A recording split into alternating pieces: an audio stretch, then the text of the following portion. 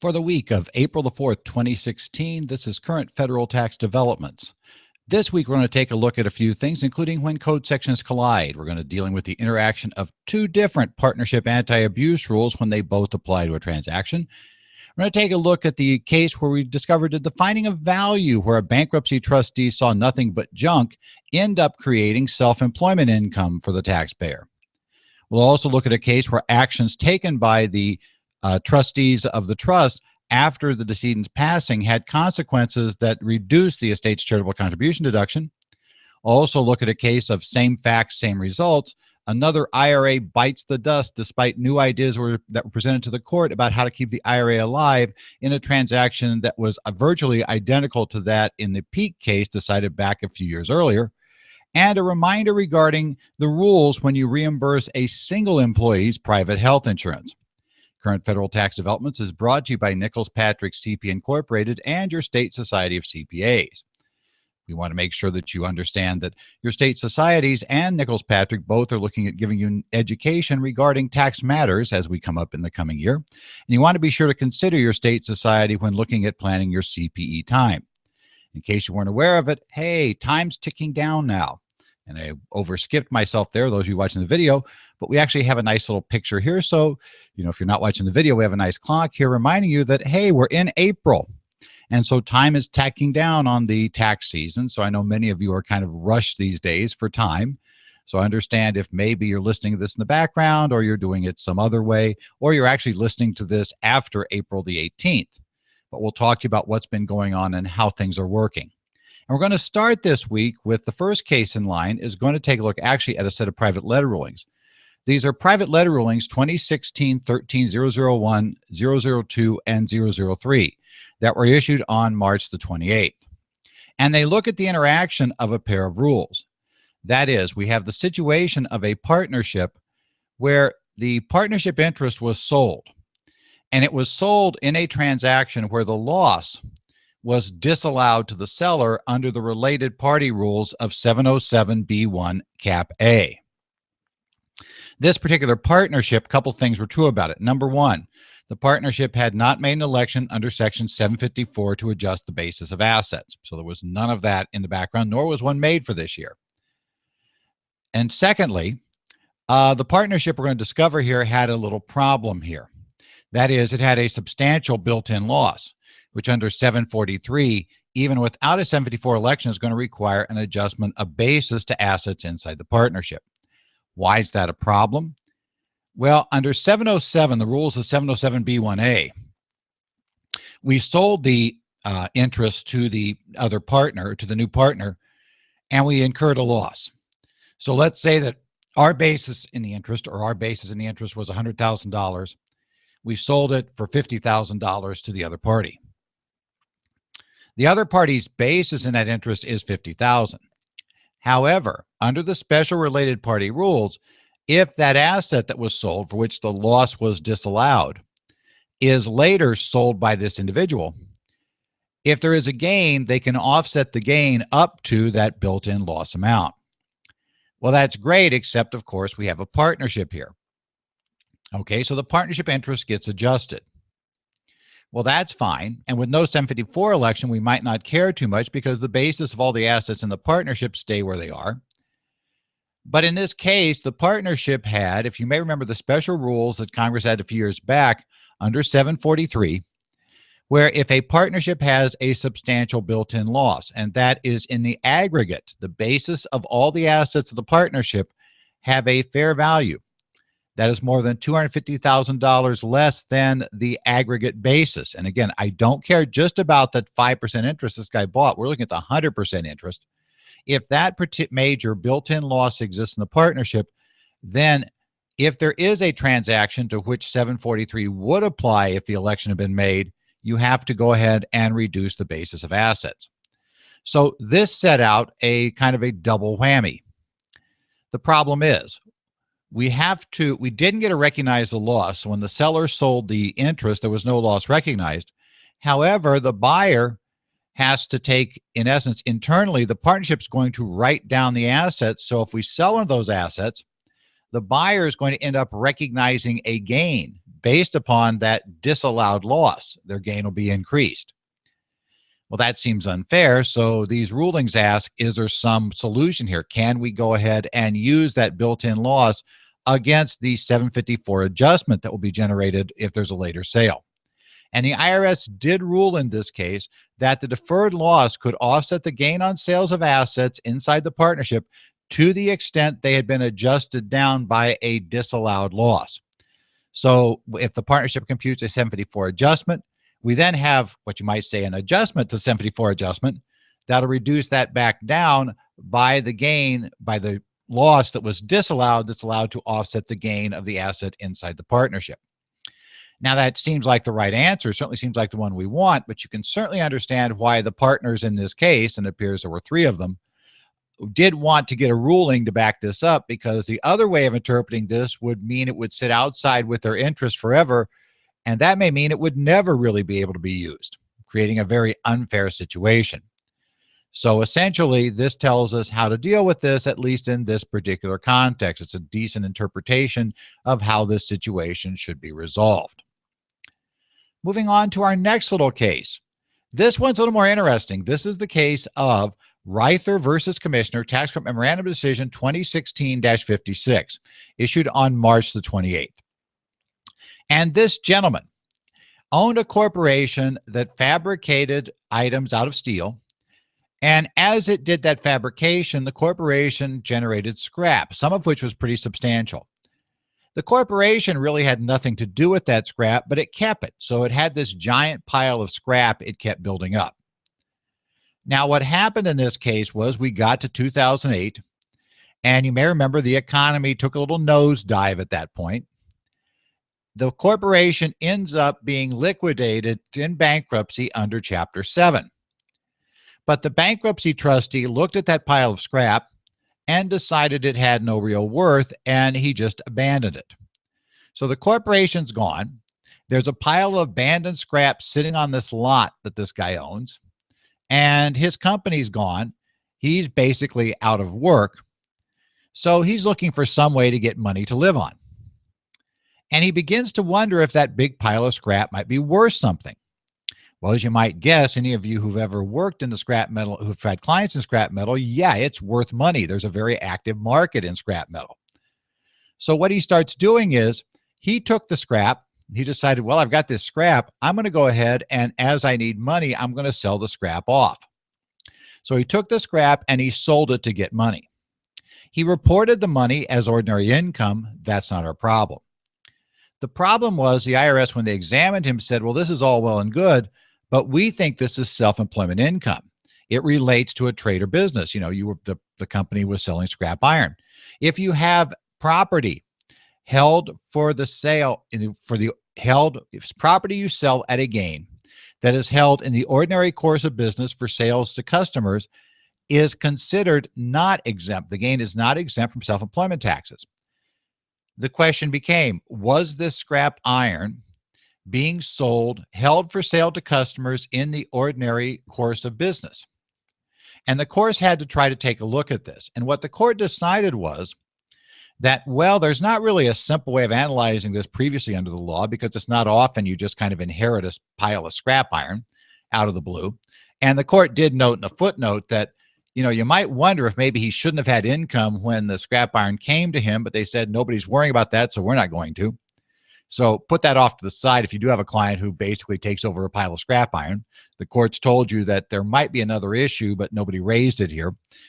And they said, well, let's take a look at this. And what the court decided to do was it said, well, maybe the best way to determine is to see, is he in the trade or business, and is this inventory?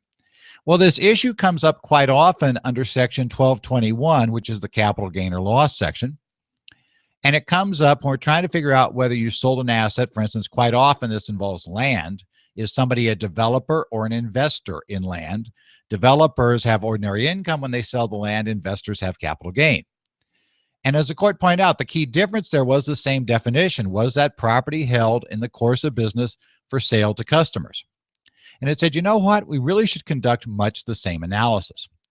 So the court said, we want to take a look at the factors. The factors you look at there are the frequency and regularity of the sales, the substantiality of the sales, the length of time the property was held, the segregation of the property from any of the taxpayer's other business property, the purpose of the acquisition of the property, how much sales and advertising effort there is, time and effort spent on the sales, and how the proceeds were used.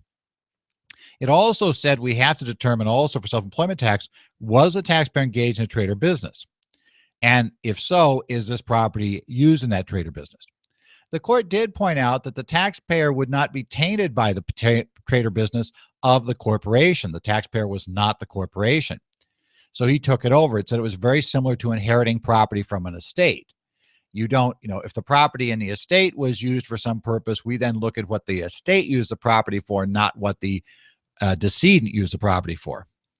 The court found in this case that he really wasn't acting like the trade or business. They said, A, he acquired this stuff by accident. Essentially, it was there, it was abandoned, he took it. It's a very ready market. There's not much work he has to do to sell this stuff except decide to sell it. It pointed out that, in fact, he did not take the money when he sold this to acquire more scrap, which if you're in the trade or business, they'd expect him to do. And he didn't actually go out there. Customers didn't come in and buy scrap from him off the streets. He basically decided when to go sell it. For all these reasons, the court found that he was not liable for self-employment tax because this was not part of a trade or business. Next up, we're going to talk about an estate case. This is the estate of Daringer versus Commissioner, 146 TC number 8, issued on March 30th. And this is a case that involves a charitable contribution. And at first glance, it seems fairly simple. The decedent in this case owned a majority interest in a corporation. And by the terms of her will and trust, she left it effectively to a private foundation. The private foundation qualified under 501c3. So it seems pretty easy. And in fact, her estate, essentially everything in her estate was left to either other charities or this foundation. So at first glance, it seems pretty easy. The corporation is valued, the stock is valued on the day she dies. And then in theory, of course, we're going to get a deduction. So the stock is in the estate, but we're going to get an offsetting and equal deduction when we transfer it to the trust. And normally that's the way these things work. Because as the court notes in this case, normally absent an election under Section 2032, which is basically the alternate valuation date election, when you take the charitable contribution in this case under 2055, the value of the contribution is going to be set by the value of the asset. When we have a contribution of an asset like this, that was included in the decedent's estate. But in this case, a few things happened. Before the transfer of the stock to the foundation, the corporation elected S status.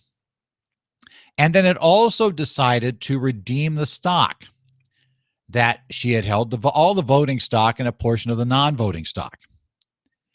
And finally, it issued new stock under subscriptions to her sons who previously held a minority interest in the corporation. Now, you might think, okay, that sounds bad, but hey, there's some good facts. And the court agreed there were valid business reasons for everything that was done. And the court actually outlines those valid reasons for making the S election. There was a valid reason for the S. It actually put the charity in a better position to be a creditor rather than an equity holder for getting its money back out. And effectively, it allowed for a lot of, easier management, et cetera. So there was all kinds of good business reasons for this. But the court pointed out there was a problem. Despite the valid business reasons, the court noted that the two valuations, the valuation of the estate when she died in April, the corporation's valuation had been valued as majority interest. She had control of the corporation. It was a majority interest. There were no discounts, right? Makes perfect sense. There wouldn't be. She's the majority interest holder. However, in December, when this S election was done and when the redemption plan was adopted, the valuation then came in, and in that valuation, they had taken effectively a 50% discount, treating it as a minority interest. Now, the brothers had argued, well, it was a really bad year. 2009 was bad. This was a real estate management company. It was really bad in real estate around then, and admittedly, that's true. That was not a good time to be in real estate. But the court noted that A, it really wasn't sure that December was that much worse than April. Remember, everything fell apart back in 2008. So by April of 2009, things had crashed down pretty far.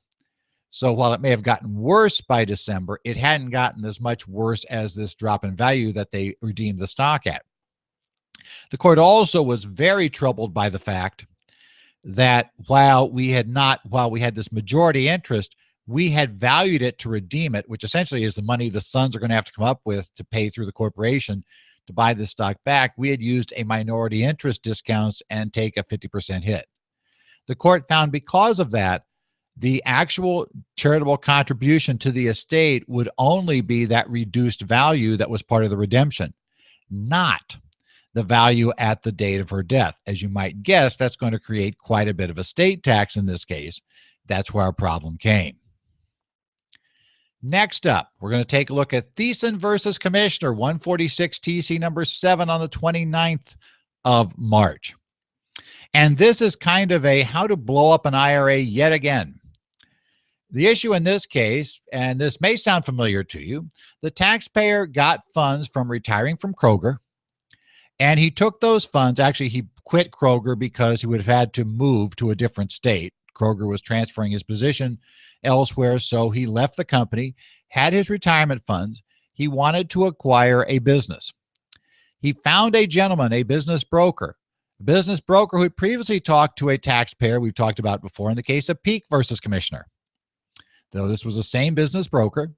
And he said, wait, we can go ahead and we can use your retirement fund money to buy this. We're going to take your retirement fund money. We're going to put it in an IRA. And then we're going to form a corporation in the IRA. And then the corporation will acquire the company that you wanted to buy, as was true before. So basically, here's the catch. So the corporation's funded. It goes out, it finds a company to buy, which, by the way, this broker had. Not surprisingly. This broker then, we get this sale done. Now, we're not going to pay cash because there's not enough cash to buy the whole company, so we had to sign a note. Thiessen guarantees the note. Just like we did in Price, or I should say, just like we did in Peak, the problem is guaranteeing the note per the case is deemed by the court to be an indirect extension of credit to the IRA. Under the prohibited transaction rules of Section 4975, if you have a loaning between the beneficiary of the IRA and the IRA, and that's either borrow from the IRA or lend to the IRA directly or indirectly, that is a prohibited transaction. You effectively destroy the IRA. It is treated as totally distributed on the date on which the IRA, basically the first day of the year in which this prohibited transaction takes effect. Now, these facts are virtually identical to Peak. By the way, the interesting aside, his CPA tax advisor was also the same tax advisor as Peak. And he had been referred to these people by another person who participated in these. So we don't know how many of these transactions were involved by this group, but apparently there's at least 3 of them that we now know of. And when he went back, he got this done. Now our problem is we have identical facts to Peak. We're back in the tax court. Not surprisingly, you end up getting the same result. But you might wonder, I noted this was a published tax court decision. Published tax court decisions are supposed to decide new law. If we're just applying the Peak case, shouldn't this be a memo case? Well, that would be true generally, except the taxpayer tried 2 other ways of getting around the problem. Unfortunately for the taxpayer, neither one worked.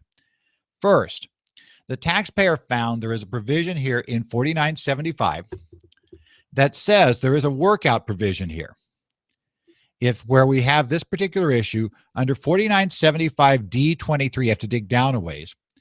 If a transaction, is a prohibited transaction, if it's corrected within the correction period, a transaction in connection with the acquisition, holding, or disposition of any security or commodity can be corrected. So you have that 1-year correction period. He's saying, well, that's what this is. This is in connection with my acquisition of the stock in this company.